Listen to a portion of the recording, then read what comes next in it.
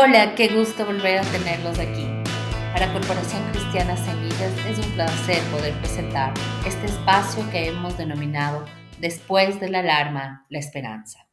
En América Latina, esta tierra hermosa donde vivimos, pero vulnerable, sufrimos de terremotos, inundaciones, incendios y sequías. Todo esto forma parte de nuestra realidad. En los últimos años hemos visto cómo estas emergencias han afectado profundamente a comunidades enteras, recordándonos la importancia de estar preparados. La Iglesia tiene un papel único, permanece, conoce su comunidad y puede ser respuesta inmediata y duradera.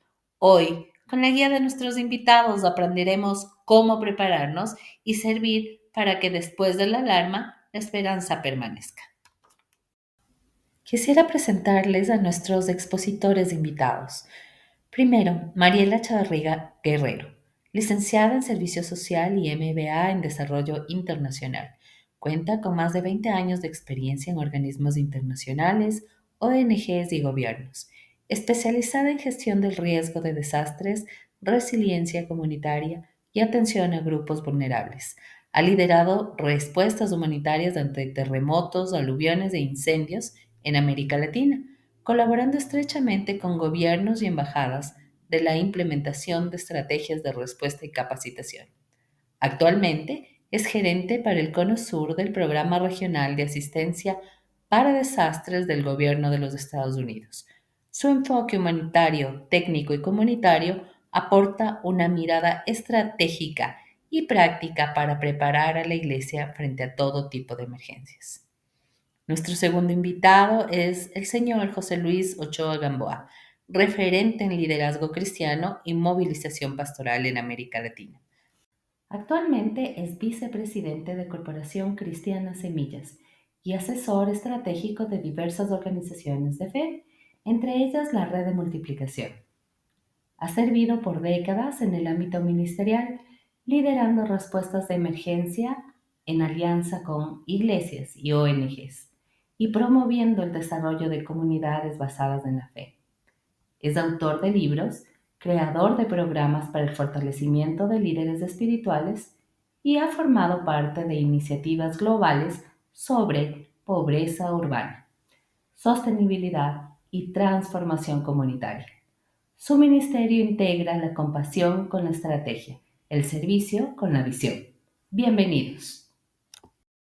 Muchas gracias, Verónica. Es un honor estar contigo, con todos ustedes de manera muy especial. Le agradezco a Mariela por darnos su tiempo, su talento, su corazón para poder compartir de todo lo que sabe.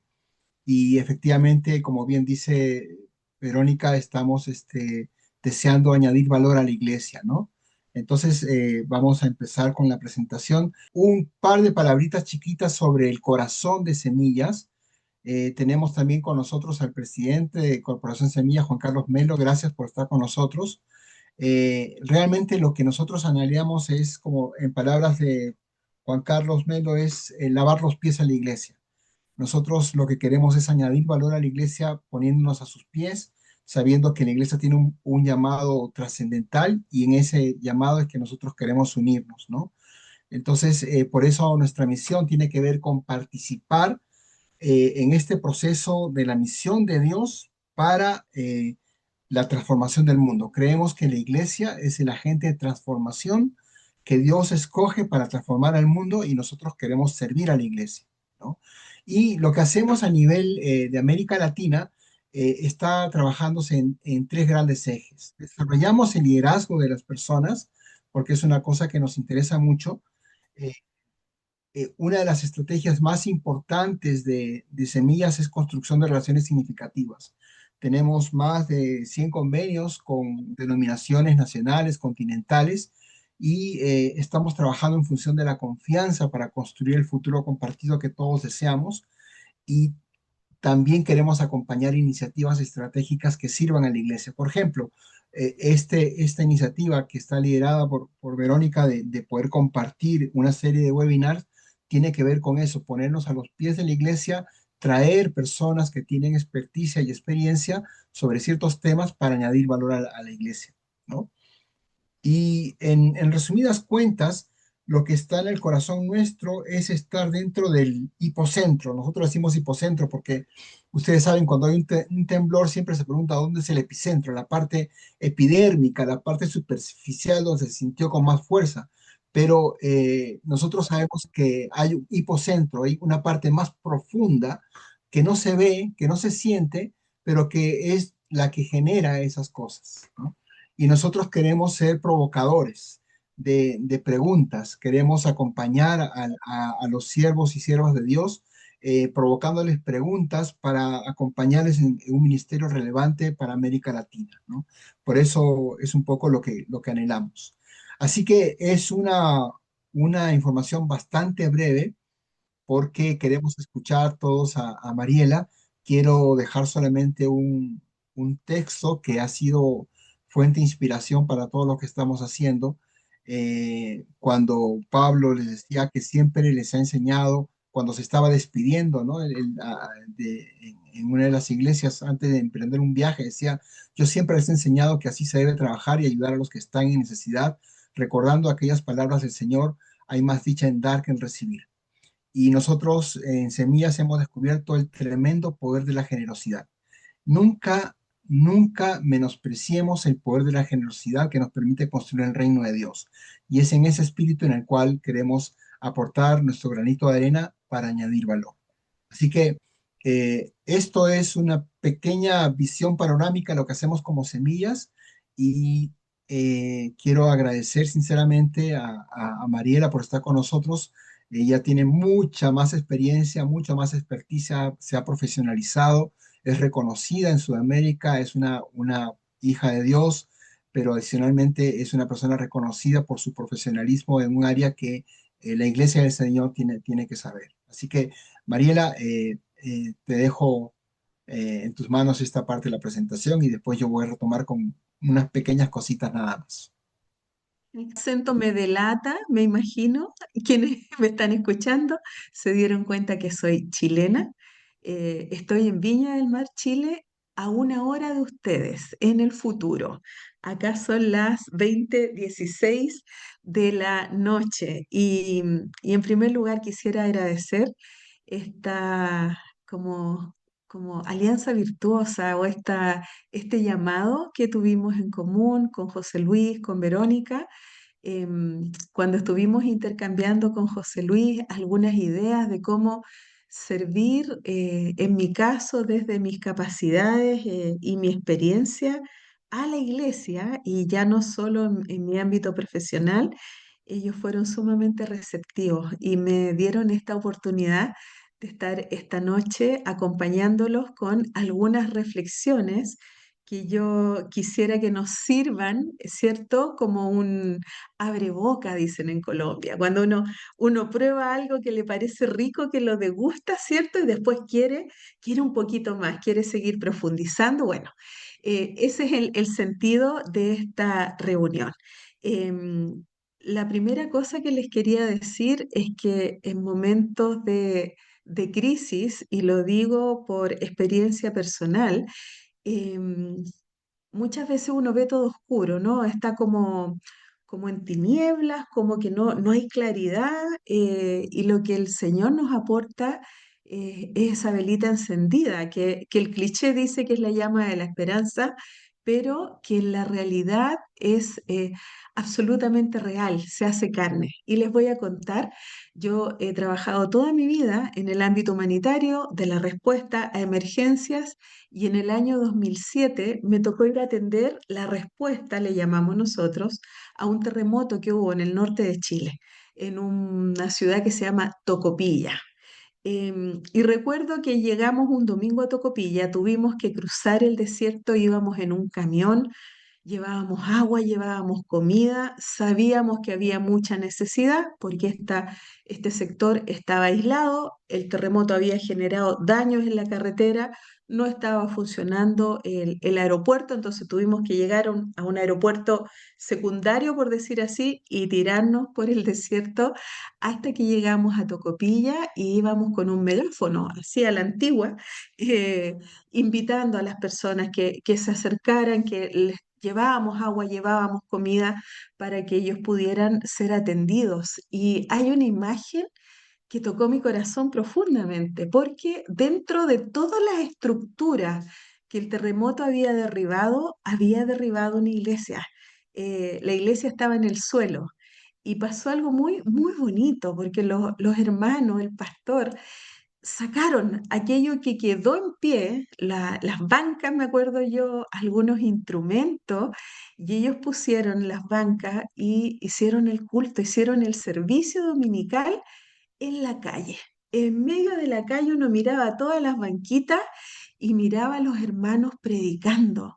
Y eso yo iba en el tren haciendo este perifoneo y me conmovió profundamente, porque eso es lo que somos, queridos hermanos.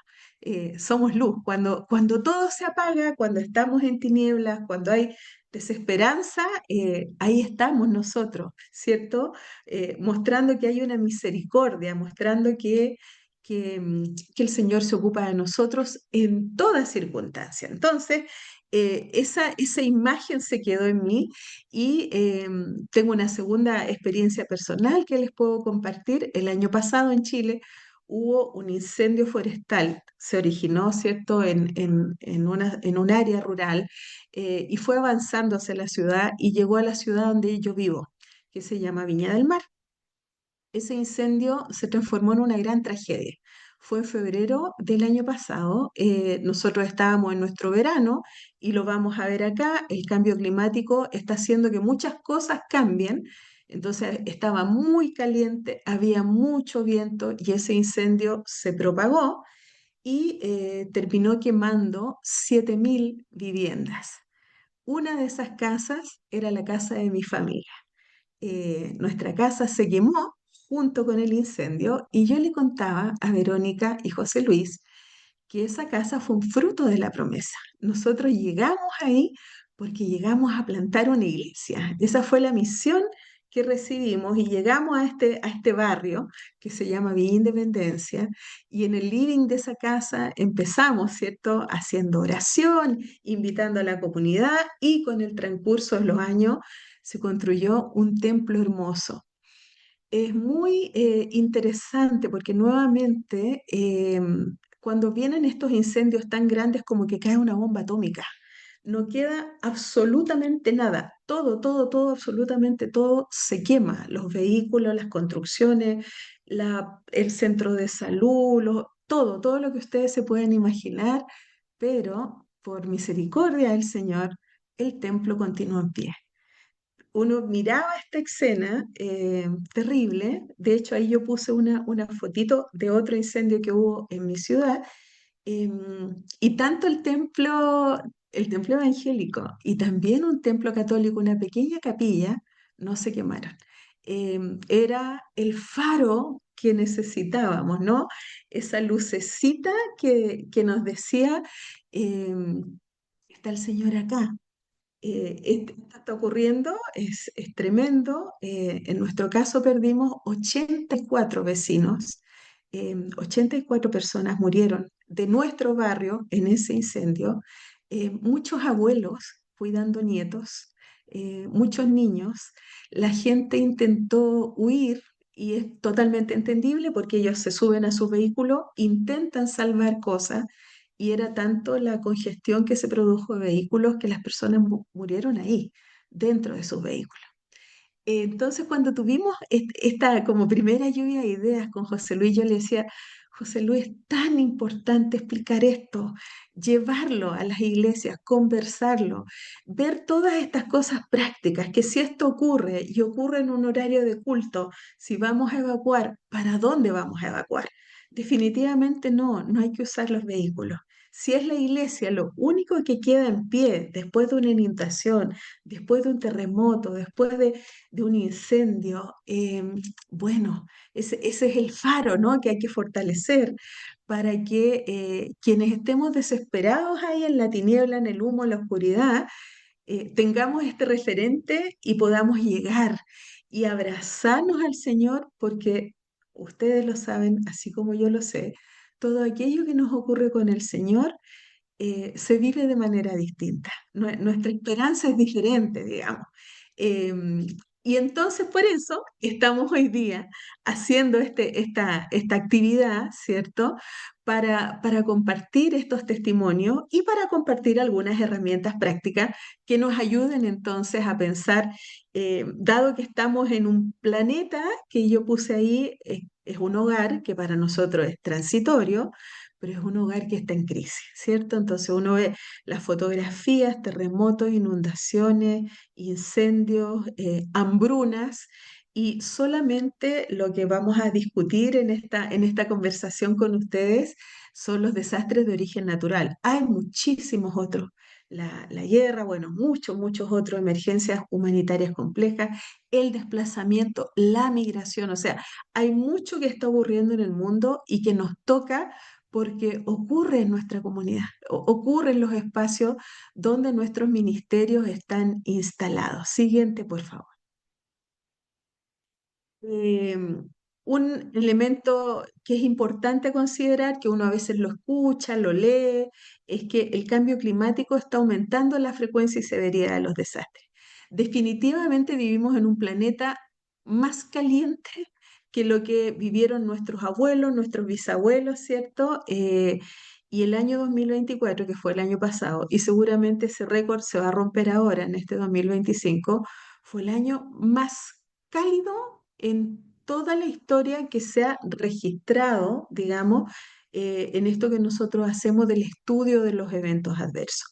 En los últimos 20 años los eventos climáticos extremos se han duplicado, o sea, el 91% de los desastres en el mundo son de origen climático, y el 77% de las pérdidas económicas a nivel mundial, y lo vamos a ver en un ratito, son producidas por desastres. Las Naciones Unidas estima que 2.000 millones de personas han sido afectadas por inundaciones, 1.500 millones por sequía, 700 millones por tormentas tropicales, y se están derritiendo los glaciares. Por lo tanto, infelizmente, tal vez los niños nuestros, ¿no? Nuestros hijos, nuestros sobrinos, nietos, van a vivir en un mundo muy distinto al que nosotros conocemos, a lo menos en lo que es el escenario natural. Siguiente, por favor. Con estos eventos extremos que son más frecuentes, los daños y pérdidas son cada vez mayores. Y ahí hay un gráfico que muestra cómo aumenta el riesgo de verse expuesto a inundaciones extremas. O sea, una persona que nació en 1970, no diré quién nació en ese año para no delatar, ¿no? Pero no tenía ninguna probabilidad en su vida de experimentar como testigo o como afectado una inundación ¿cómo les diría?, de gran afectación. Por el contrario, los bebés que están naciendo este año, fíjense cómo el gráfico se pone amarillo y ya va para rojo. O sea, en su experiencia vital en esta tierra, todos esos niños y niñas van a vivir un gran evento adverso generado por fenómenos hidrometeorológicos. ¿Y qué decir los que nazcan ya más cerquita al 2100? ¿Cuáles son las pérdidas que han generado los desastres solo en los últimos 20 años? Este número yo intentaba entenderlo, yo decía, bueno, primero yo no lo puedo pronunciar, pero en términos simples son casi 2,333, digamos, trillones de dólares. Eso es como un número con 18 ceros al lado. ¿Se imaginan lo que podríamos hacer en términos de construcción de escuelas, de hospitales, de carreteras, de orfanato, de encontrar medicinas para la gente que sigue muriendo de malaria, de ébola, etcétera, con todo ese dinero que los desastres inducen como pérdida? Entonces, si uno fuera economista, a esto también le puede dar una mirada y decir, no, realmente ¿en qué nos conviene invertir? Bueno, en prevenir, porque en atender las pérdidas son significativas, y no hemos hablado todavía de el dolor, el sufrimiento, la muerte que traen los desastres de origen natural. Adelante, por favor. ¿Cuál es un elemento interviniente? Que la mayoría de nosotros, imagino que ustedes también allá, elegimos vivir en ciudades y las ciudades son inductoras de vulnerabilidades, porque somos muchísimos más. Yo miraba las cifras y yo decía, hoy, Ciudad de México es Chile muchas veces. Toda la población de Chile viviría en Buenos Aires y la población de Ecuador yo la desconozco, me van a perdonar la ignorancia, pero seguramente se contiene varias veces en la población de Ciudad de México, no lo sé. ¿Y qué es lo que ocurre? Que como vivimos más en ciudades, evidentemente estamos más desprovistos, por decir así, de capacidades y recursos que muchas veces el mundo rural entrega. Por ejemplo, un tejido social más cohesionado, la posibilidad de intervenir, ¿cierto?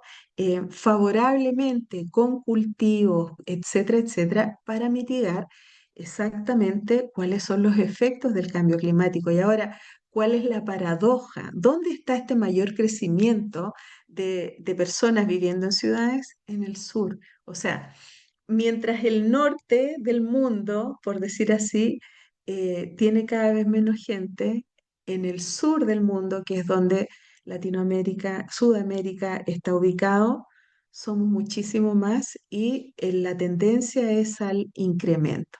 Adelante, José. Somos más y nuestra expectativa de vida es mayor.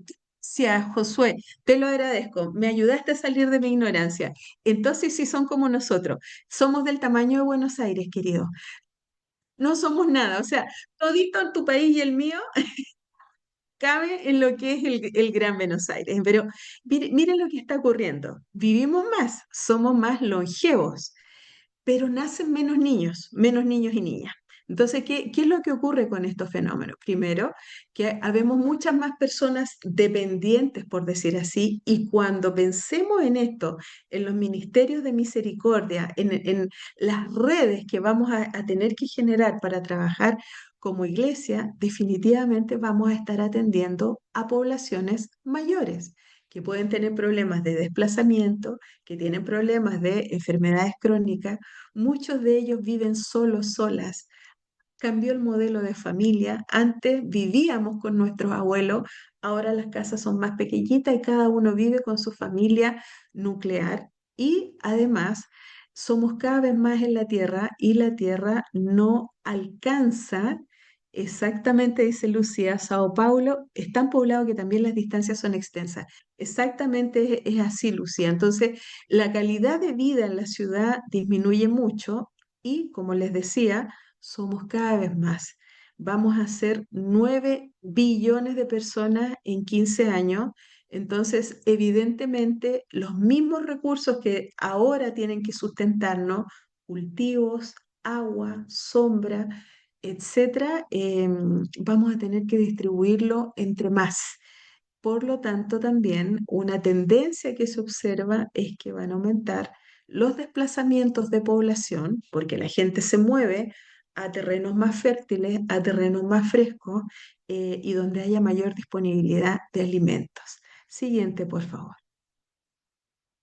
Y este es un cuadro bien triste, digamos, que habla de las muertes globales en el último siglo y es bien interesante. Lo que más ha matado, porque de repente, claro, observamos terremotos, etcétera, y uno le conmueve, ¿no? Le choquea, dice, oye, ¿qué pasó en el sudeste asiático? ¿O qué pasó en Manta en el 2016? ¿Cierto? Esto sale en las noticias y toca nuestro corazón, pero en realidad lo que más ha matado más personas hasta ahora son las sequías por las hambrunas que han generado, son las inundaciones y en tercer lugar están los terremotos. Siguiente.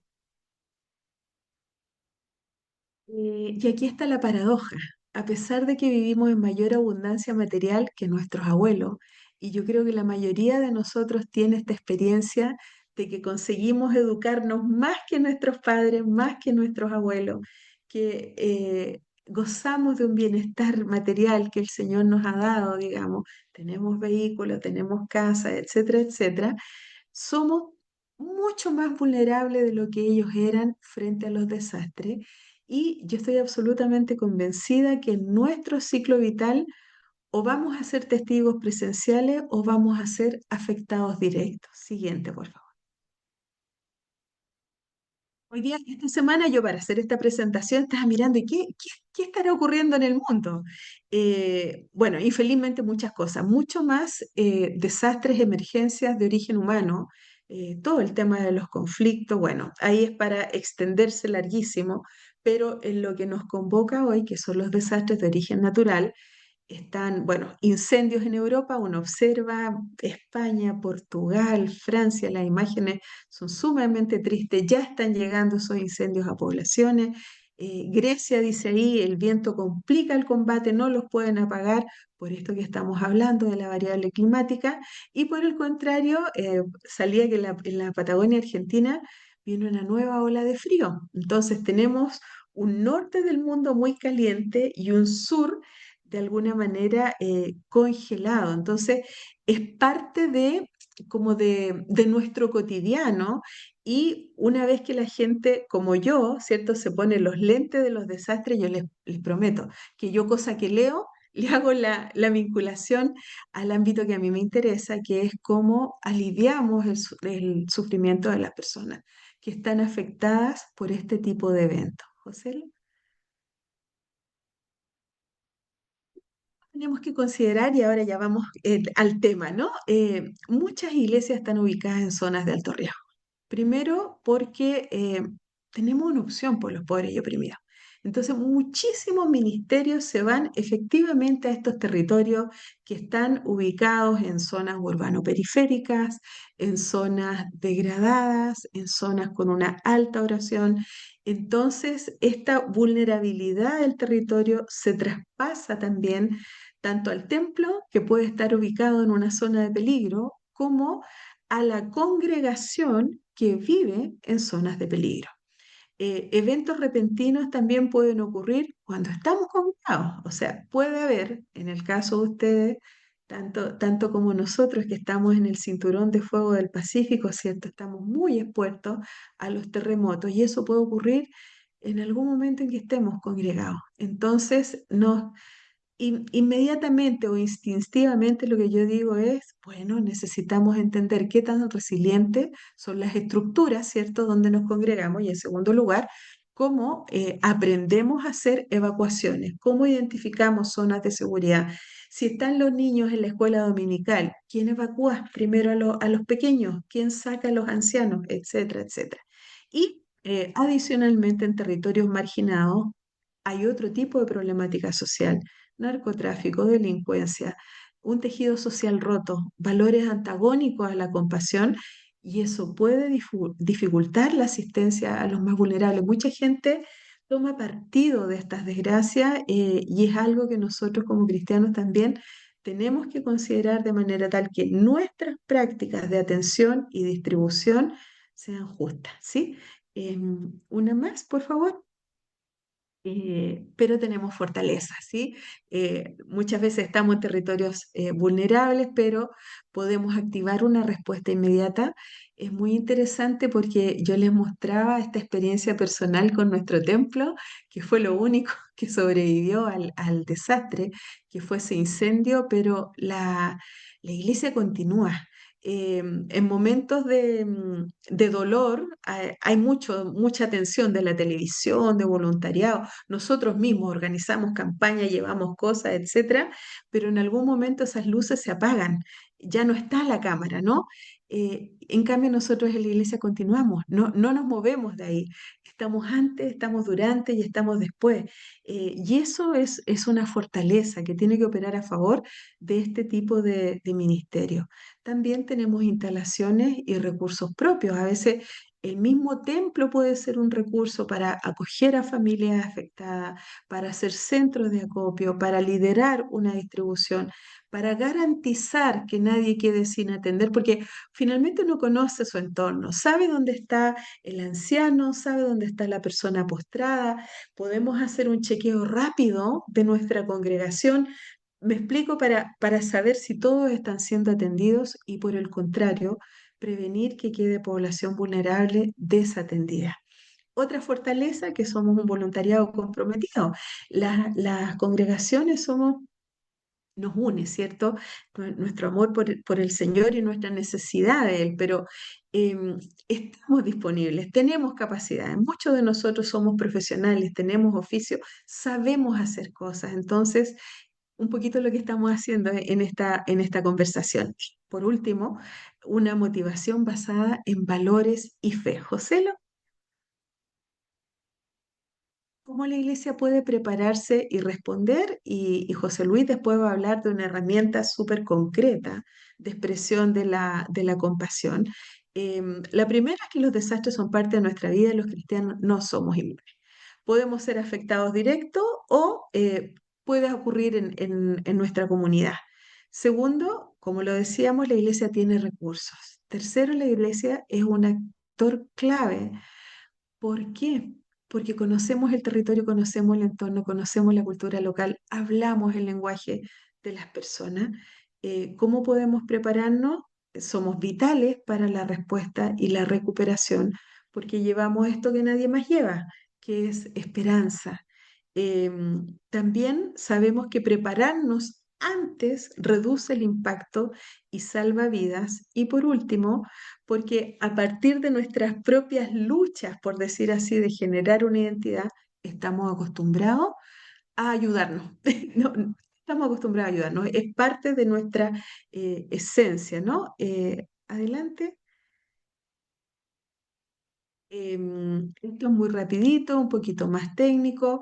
Los desastres tienen un antes, un durante y un después. Hay muchas actividades que se pueden hacer para mitigar antes de que ocurra, para prepararnos de manera tal de planificar y organizar una respuesta, para responder en momentos de crisis propiamente tal y para recuperarnos cuando la crisis ha pasado y necesitamos volver a la normalidad.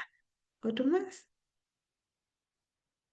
Em, ¿Cómo podemos mitigar? Bueno, lo que conversábamos, hacer esta evaluación de qué tan resilientes son los templos, trabajar en temáticas de desarrollo comunitario para fortalecer el tejido social, fortalecer la paz y cohesión de la comunidad a través del mensaje liberador y esperanzador que es el testimonio de Cristo que nosotros encarnamos, y cuestiones más prácticas, manejo de residuos, plantar árboles cultivos, etcétera, reforzar, digamos, que la congregación trabaje, que tenga acceso a recursos seguros, etcétera.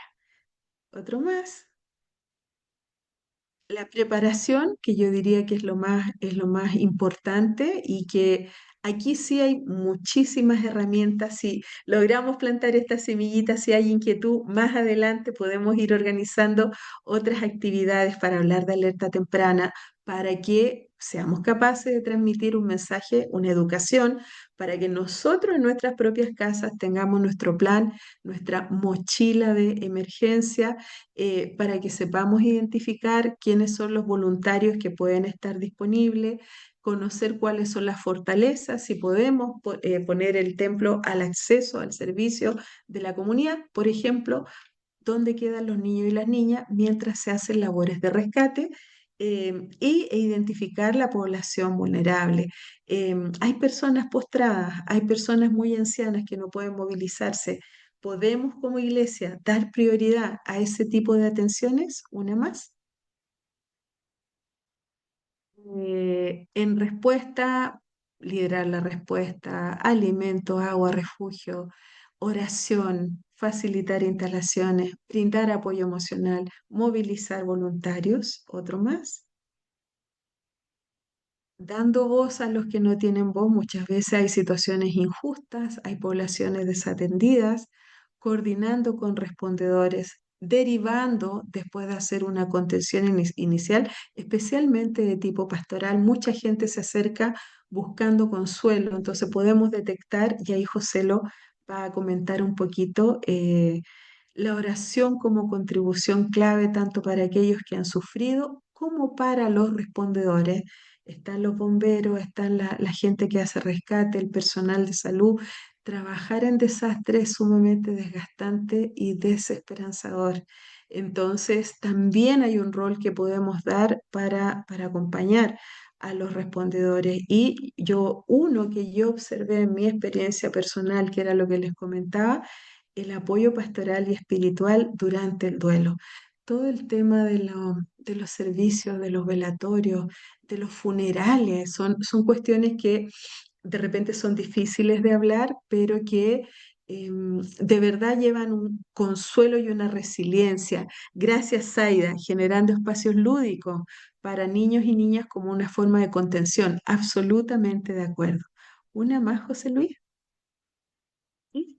En la etapa de rehabilitación propiamente tal, bueno, si hay personas de nuestra congregación que estén afectadas, el poder hacer un acompañamiento dentro de aquellos que tenemos más experiencia para que no se vuelva a construir en zonas de vulnerabilidad, para que sea sismo resistente o tenga cierta resiliencia frente a incendios, la reconstrucción espiritual que es tan relevante, prevenir el desánimo y el fatalismo y utilizar este testimonio como una herramienta de resiliencia. O sea, el Señor nos sostiene, ¿cierto?, para que nosotros también podamos multiplicar este testimonio, ¿no?, de salvación, la reconstrucción del tejido social para acompañar el duelo y darle un significado desde el amor de Dios, reparar relaciones comunitarias.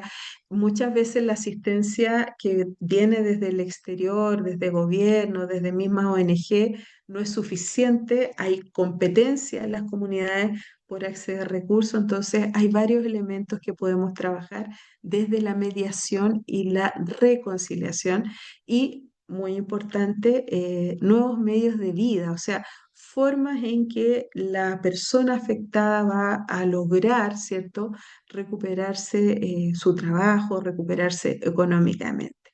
Ya estamos terminando.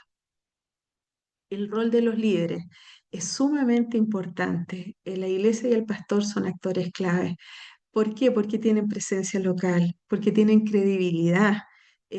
Comúnmente son consultados. Yo misma en mi vida profesional, yo llego a un territorio, voy a la iglesia, voy a preguntarle al pastor, ¿hay necesidad? ¿Dónde están? ¿Hay población sin atender? La iglesia debe apoyar de forma integral en tiempo de emergencia. Absolutamente, Lucía, preparar a la congregación de la comunidad antes del desastre, tener estas conversaciones como la que estamos teniendo ahora, y hacer, ¿cierto?, algún tipo de educación y de preparación. Colaborar con otras organizaciones. Muchísimas ONG llegan a los territorios y buscan lugares donde poder situar, ¿cierto?, sus espacios amigables para niños, la atención de población mayor, etcétera. Trabajar en red con otras iglesias, enseñar la perspectiva bíblica y la compasión en momentos de crisis, coordinar voluntariado, brindar apoyo espiritual y emocional. Los líderes tienen un tremendo desafío y la comunidad que rodea al líder también lo tiene, porque muchas veces hay decisiones difíciles que tomar o contenciones muy, muy duras para realizar. Entonces, vamos a avanzar, José, para que tú puedas hablar entonces de cómo se hace esta contención, cuáles son los primeros auxilios emocionales en emergencia. Si alguno de ustedes tiene alguna duda, esto va a quedar grabado. Si quieren generar un contacto posterior, al final se les va a dar ahí un contacto desde Semillas, ¿cierto? Para que podamos seguir conversando este tema. Les agradezco muchísimo la oportunidad de hablar, ¿cierto? Y de poner esto no como una preocupación, sino como una oportunidad para que como iglesia estemos mejor preparados. Muchas gracias. Gracias, Mariela, qué regalo tenerte. Yo creo que una de las cosas, una de las ganancias de esta reunión es que te conozcan, porque probablemente si sucede un desastre de envergadura, vendrán personas como tú o quizás nos vayamos a encontrar y vas a saber que en este grupo hay pastores y pastoras que están interesadas en estos temas y ya se establecen las conexiones, ¿no? Mariela ha hablado de muchos temas, realmente, como bien decimos, es un abrebocas. Nos conocemos desde que me decía Joselo, desde que venía con mi carrito yo a jugar. Es un regalo tremendo, tenemos años, decenas de años de conocernos, creo que nuestra primera reunión fue en Australia y desde ahí su vocación, su pasión por servir a la gente y te agradezco mucho por tu tiempo. Y ha hablado, Mariela, de varios temas, y cada tema solamente de manera superficial. Uno de los temas de los que habló Mariela fue acerca de cómo podemos hacer el acompañamiento nosotros como iglesia. Y sobre eso quiero incluso a tocar de manera superficial para que nos llevemos puesto algo, ¿no? Porque la iglesia está llamada a ser el corazón de Dios para la gente que está sufriendo, ¿no? Nosotros somos las manos y Dios es quien abraza a los demás, ¿no? Y en ese proceso es que nosotros queremos vivir esto, ¿no? Nosotros estamos llamados al ministerio de la consolación, porque fuimos consolados por Dios, ¿no? Y cuando uno descubre el poder de la consolación, descubre que más importante que la bendición de Dios, lo único que puede vencer al temor es el amor, es la compañía de Dios. Más importante que la bendición de Dios es el consuelo de Dios. Más importante que lo que nos pueda dar Dios es su compañía. Y en esa compañía el sello de su amor puede restaurar. Y dentro de este proceso de la compañía de Dios hay algunas herramientas que los hombres y mujeres de Dios que están liderando a la iglesia a la que nosotros queremos servir podrían hacer cosas interesantes. Así que los próximos minutos voy a hablar un poquito acerca de esto. Perdón que yo no veo el chat, así que al final de repente si hay un comentario voy a mirarlo con atención. Los hombres masticamos chicle y nos caemos, entonces voy a concentrarme en esto y después vamos avanzando y puedo responder las preguntas si las hubiera de mil amores al final, ¿no? ¿Qué son los primeros auxilios emocionales y para qué sirven, ¿no? Es cuando una persona, todas las personas viven catástrofe, cuando hay una emergencia de envergadura, cuando hay la pérdida de alguien, o sea, esto no solamente sirve para desastres de origen natural, sino sirve cuando tú tienes una persona que ha perdido a un pariente cercano, cuando un niño ha sufrido un trauma especial. Hay cosas que son catástrofes que de un momento a otro te llegan y te abruman y te dejan paralizado, ¿no? Y entonces tú como pastor, como pastoras, tú deseas hacer estas tres cosas. Tú quieres ayudar a esas personas para que pueda recuperar el control, para que pueda, digamos, que no tome malas decisiones en ese momento, porque cuando uno es rehén emocional, cuando una emoción lo inunda, a veces lo lleva a tomar decisiones equivocadas y nosotros tenemos que ayudar a la persona a que se regule. O la persona está viviendo por una catástrofe personal, una serie de estrés que le genera ataques de pánico, ataques de ansiedad, y entonces esa persona no ve otra cosa, hay personas que pueden tomar decisiones fatales en esos momentos y nosotros tenemos que saber cómo manejar eso desde el lado pastoral y finalmente, de qué manera el pastor, la pastora puede acompañar a esa persona para que eleve su mirada, mire más allá y vea que se puede resignificar el dolor, que se puede transformar esta situación desde la mirada de la esperanza. Por eso el título después de la alarma de la esperanza. No estamos hablando del optimismo barato, donde decimos todo va bien, no pasa nada, sonríe, ¿no? Que el aire es gratis, respira que el aire es gratis, como aquella persona que tiene un ataque de asma y le dices, no sé por qué tienes un ataque de asma si el aire es gratis, ¿no? No estamos en esa mirada de si la persona está con fiebre amarilla, decimos mi color favorito, ¿no? Sino nosotros entendemos el dolor de la persona, pero sabemos que Dios es más grande que ese dolor. Y en ese proceso lo vamos a acompañar, ¿no? Entonces, usualmente, cuando suceden esas catástrofes, cuando tú tienes una persona en tu congregación que está pasando una crisis difícil en su vida, entonces tú lo que tienes que hacer es, en lo posible, responder las primeras 72 horas, ¿no? Porque esos son los momentos en los cuales tú tienes que acobijarla. ¿Y quién está las primeras 72 horas cuando hay un desastre? la iglesia, ¿no? Nosotros estuvimos atendiendo la emergencia del 2016, llegamos al día siguiente, eh, pero ya un equipo de personas cristianas esa misma noche se quedó a dormir con la gente y comenzó a entregar. Yo llegué al día siguiente, pero ya nuestro equipo estaba respondiendo. Y todos ellos estaban motivados por su fe y la iglesia estaba presente, ¿no? Entonces, eso es importante. Debemos aplicar esto cuando apenas sucede la catástrofe. No tienes que ser especialista. Son ciertos criterios que te voy a compartir de manera superficial. Lo que queremos es provocar la pregunta, digan, José Luis, quisiéramos conocer más, y ahí sí de repente hacemos todo un curso de primeros auxilios emocionales con el profesionalismo que ustedes se merecen, pero ahora queremos darles algunos tips concretos para que al final de la reunión se vayan con algo puesto, ¿no? Eh, Primeramente, quiero decir qué no son los primeros auxilios emocionales. No vamos a hacer terapias, o sea, no somos psicólogos, somos pastores, ustedes son pastores, pastoras, yo solamente soy servidor de pastores, pero ustedes son las personas que están ahí y no es para dar terapias, ni técnicas, vamos a dar ciertas pautas que pueden ayudar para una vez más, sostener emocionalmente a la persona que está viviendo una catástrofe para que esa persona pueda encontrar maneras de, en ese momento difícil, mirar arriba, mirar a los costados y abrazar la esperanza, resignificar el dolor y en ese proceso seguir caminando, ¿no? Por eso tampoco aborda eh, en profundidad estos temas. Eh, Trata digamos, mitigar la situación, pero no vamos a abordar a profundidad. No son terapias profundas, sino son herramientas que ayudan a que la persona pueda manejar ese proceso y pueda respirar y seguir adelante, ¿no? Menos aún es la expresión de la lástima. La lástima es lo opuesto a la compasión, siempre lo decimos. Una persona que se motiva por la lástima siempre quiere buscar algo a cambio de eso, ¿no? O que se cree superior.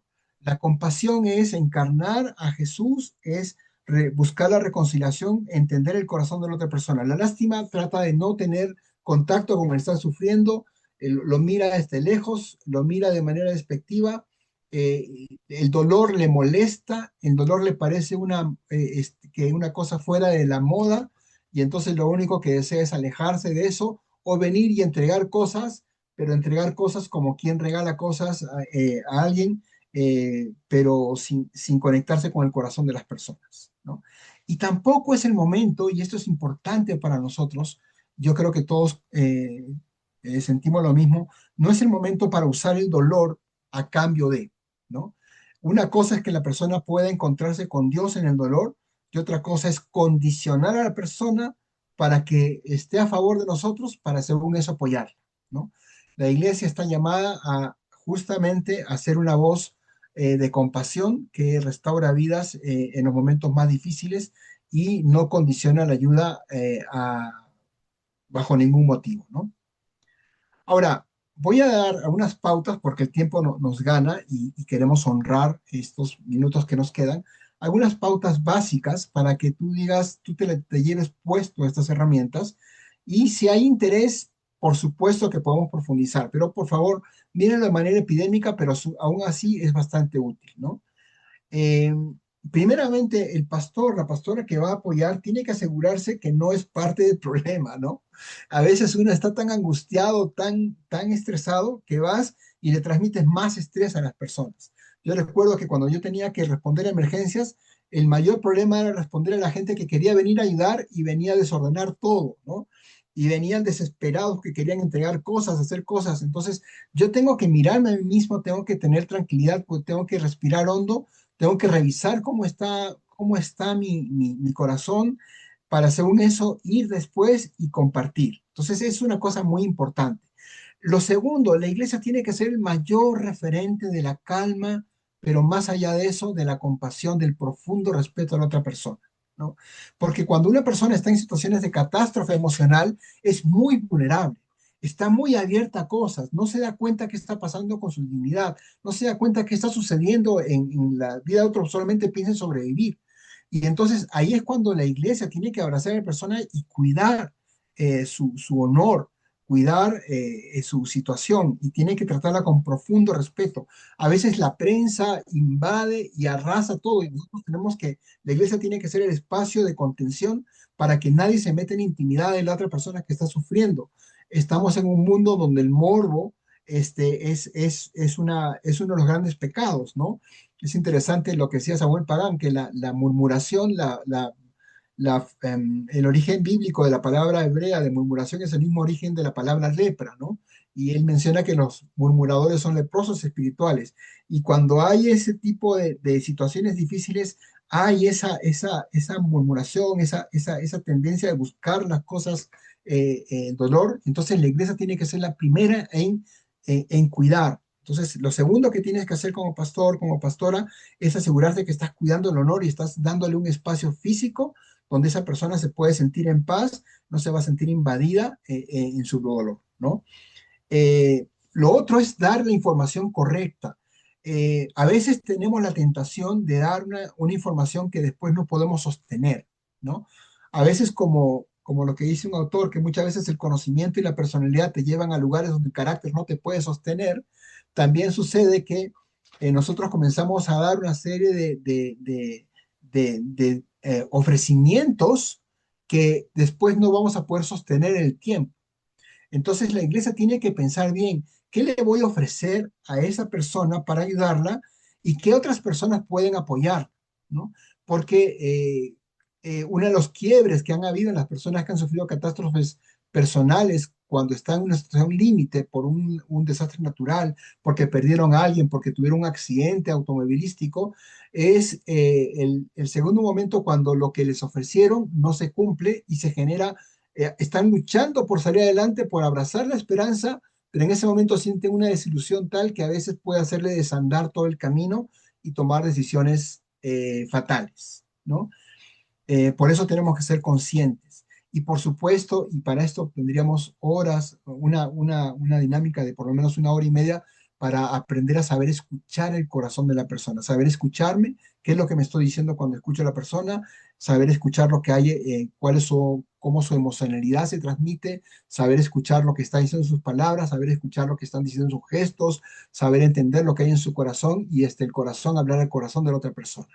Pero yo creo que esto es una cosa a nivel de los pastores, estoy seguro que es una herramienta que todos necesitamos usar o ya estamos usando.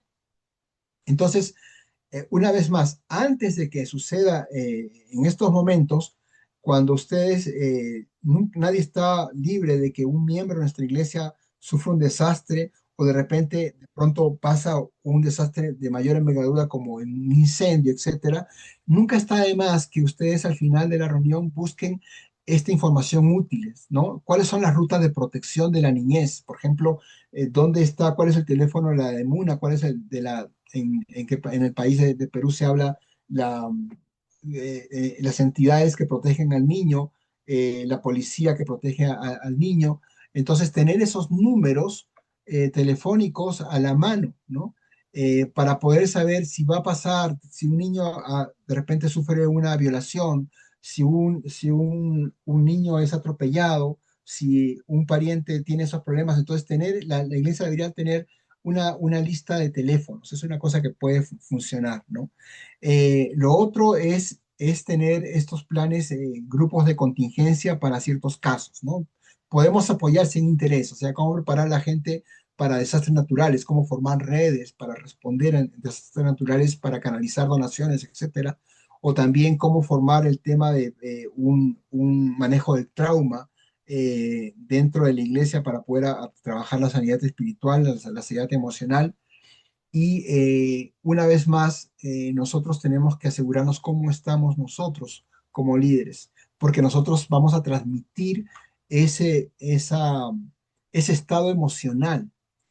Ustedes son líderes, lideresas que tienen autoridad, influencia, entonces les ha concedido esa autoridad e influencia para sus congregaciones y siempre el líder transmite un estado emocional, setea la emoción del momento, ¿no? Entonces es una cosa que uno siempre tiene que estar consciente, ¿no?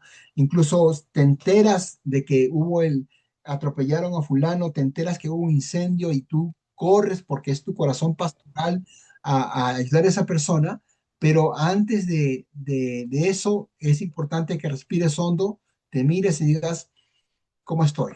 ¿No? De repente te gana la indignación, de repente te gana la rabia, de repente te gana la ira del hombre no hace la justicia de Dios, te gana todo eso y al final se multiplican los errores, ¿no? Durante este momento clave, y acá están las perlas, pero de manera bastante superficial, eh, la manera de acercarnos a la persona que está sufriendo esta crisis, es muy importante acercarse con un profundo respeto y decirte, ¿sabes qué? Yo no sé lo que está viviendo realmente, yo no puedo entender a caballar lo que está pasando en tu mente, lo que el dolor que es de tu pérdida, pero quiero que sepas que te quiero ayudar en lo que tú me digas que necesitas que te ayude, ¿no? Eh, Evian Peterson dice que muchas veces el dolor trae a los consejeros tanto como el dinero atrae a los ladrones, ¿no? Entonces, cuando hay una crisis, todo el mundo quiere aconsejar, todo el mundo quiere dar su opinión. Y la persona que está sufriendo lo que menos quiere escuchar son consejos y sermones, ¿no? Lo que más desea es que la persona se acerque a su corazón, entienda lo que está pasando, comprenda su historia personal, sepa toda su propia crisis y desde ese momento poder acompañar, ¿no? Otra cosa clave es separar un poco de lo que está gestando la crisis, ¿no? Darle un espacio, pero no muy lejos. La teoría se explaya en todo eso, pero ahorita no me voy a detener por el tiempo. Pero darle un espacio de cierta contención emocional segura, no tan lejos de la situación de crisis, pero que la persona no esté mirando si hubo un cuerpo herido, un cuerpo, una persona fallecida o hubo un incendio. Traerle un espacio donde esa persona se sienta segura y comience a recrear otro tipo de imágenes y eso le va a ayudar a regular las cosas. Es muy importante que esa persona pueda satisfacer sus necesidades básicas más importantes, porque si hay comida, si hay bebida, si hay seguridad, si hay abrigo, esa persona automáticamente hay toda una serie de mecanismos del propio cerebro y del propio cuerpo que le ayudan a regular todos esos procesos. O sea, eso no es fortuito cuando te ofrecen comida, bebida, abrigo, no solamente es para protegerte y cuidarte, sino para dar una serie de mensajes internos al cerebro que ayudan a que la persona se vaya regulando y eso le trae más calma, ¿no? Informar lo que podemos hacer, lo que no podemos hacer, pero si no podemos hacerlo, en lo posible decir quién te puede ayudar, ¿no? Eso es muy importante para que la persona pueda ayudar a que la persona pueda mirar más allá y decir, es posible salir de esto, ¿no? Porque cuando uno está en un hoyo profundo, a veces cuando viene la condena, qué sé yo, la persona lo único que estamos diciendo cava más al fondo, ¿no? Pero nosotros tenemos, nuestro ministerio es el ministerio de la reconciliación y ayudarle a mirar más allá, ¿no? La manera como hablamos es muy importante. Pastores, pastoras, nosotros vivimos el dolor de la otra persona. Ustedes, ¿cuántos de mis pastores han sido personas que me han ayudado en momentos más difíciles, ¿no? Entonces, no es fácil que tú no te quebrantes con el dolor de la persona, pero tú tienes que saber que de repente la mejor manera es traer calma a la persona a través de tus palabras, porque si no van a ser dos personas que van a estar llorando en una novela de la cual no pueden salir ninguno, ¿no? Entonces, eso es una cosa muy importante. Finalmente, eh, después de todo esto, tenemos que asegurarnos que la persona, cuando ya pasan esas 72 horas, la persona ya sepa qué hacer, cuáles son los siguientes pasos, ¿no? Eh, Asegurar que los niños están protegidos. Hay toda una serie de protocolos de protección de la niñez. Hay organizaciones que han trabajado cosas maravillosas para trabajar la protección de la niñez. Si hay interés, yo les puedo conectar con esas organizaciones que son un regalo de Dios. Eh, el tema de conectarlos con Dios sin condicionar la fe, ¿no? Sin condicionar la ayuda, ¿no?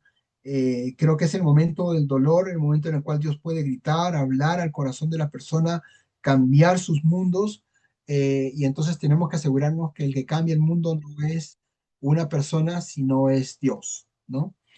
Eh, siempre tenemos que mirar a las personas como Dios las ve, ¿no? Eso es una cosa vital. Entonces, básicamente, esto, una cosa más que es importante es que tú puedas conectarlo con redes de apoyo, ¿no? Si la persona sufrió algo, la iglesia puede saber si fue un accidente, cuáles son la asistencia en cuanto a salud, qué otras personas sufrieron ese mismo accidente y se están recuperando, qué otras personas han ayudado en esos casos, si hubo un incendio, qué herramientas tiene el Estado, el gobierno, ¿no? El solo hecho de acompañar a la persona, no le vas a dar, de repente no tiene los recursos para darle, pero tu compañía, tu presencia pastoral lo dice todo, ¿no? Todos somos testigos de eso. A veces ha sido la compañía lo que nos ha ayudado a después mirar y ver, respirar y ver que hay posibilidades para otras cosas y conectar a las personas, ¿no? Eso es muy importante. Para cerrar, si al final de esto tengo tres, cuatro cosas que quisiera que recordemos, porque de repente no hay, en caso de que hubiera interés, podemos profundizar, pero si de repente no se da y ustedes quieren recordar esto, en caso que mañana más tarde, Dios no lo quiera, algún miembro de su iglesia se le incendió su casa, murió un familiar, fue atropellado o hubo un terremoto y pasaron cosas, entonces quédate con estas cuatro cosas, ¿no? Sé consciente que tú eres vulnerable, sé consciente de tus emociones. No transmitas emociones que no quieres que se reproduzcan en la otra persona, ¿no? Sé una voz que traiga calma, que traiga paz, eh, habla con la verdad. Tenemos que aprender a saber dar malas noticias, nunca dar soluciones fáciles si no sabemos lo que está pasando en la otra persona. Escuchar la historia de la otra persona es vital, ¿no? Eh, Herramientas de resiliencia hay un montón. Si ustedes se anotan y piden información, yo soy feliz de darles herramientas para resiliencia. Eh, Mariela tiene muchas más herramientas que yo. Ella ha dedicado su profesión a esto y también puede compartir herramientas para trabajar la resiliencia. Una herramienta, una cosa que también quiero dejar para ustedes, hombres y mujeres de Dios, y con esto terminar mi parte, es que hay un concepto que se llama fatiga por compasión, cuando el ayudador se siente abrumado por todo lo que está pasando, ¿no? Y muchos de los pastores y pastoras sufren de eso.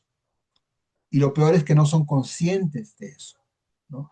Porque están dedicando su vida a ayudar, a auxiliar, a acompañar personas, pero ¿quién cuida a los cuidadores, ¿no?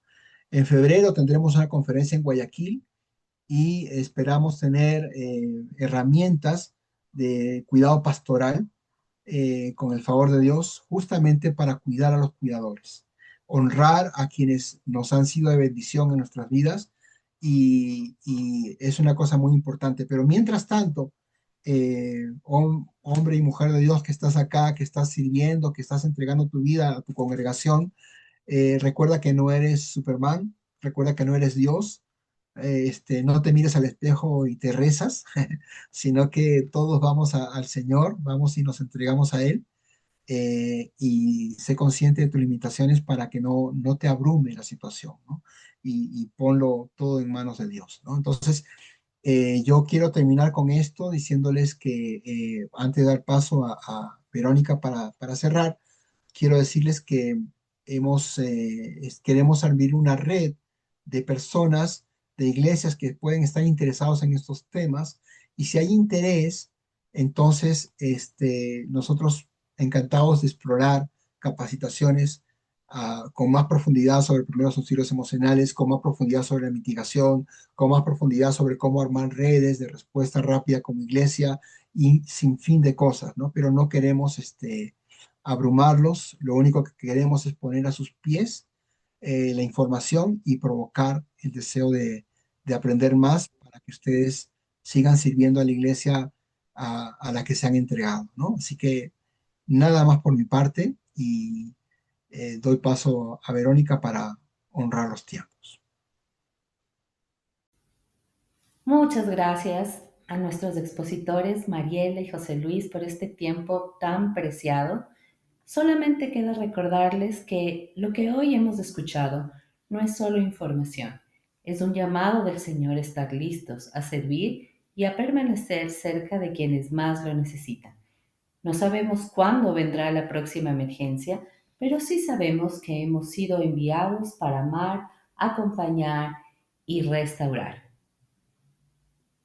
Me permito recordarles del versículo que Mariela citó: bendito sea Dios, Padre de nuestro Señor Jesucristo, Padre de misericordias y Dios de toda consolación, el cual nos consuela en todas nuestras tribulaciones, para que podamos también nosotros consolar a los que están en cualquier tribulación.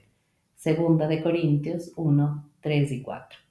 Que esta palabra permanezca en nuestro corazón y se traduzca en acción, que cada iglesia aquí representada sea un faro de fe y ayuda en su comunidad, y que lo aprendido hoy se convierta en pasos concretos que lleven al consuelo de Dios a quienes más lo necesitan.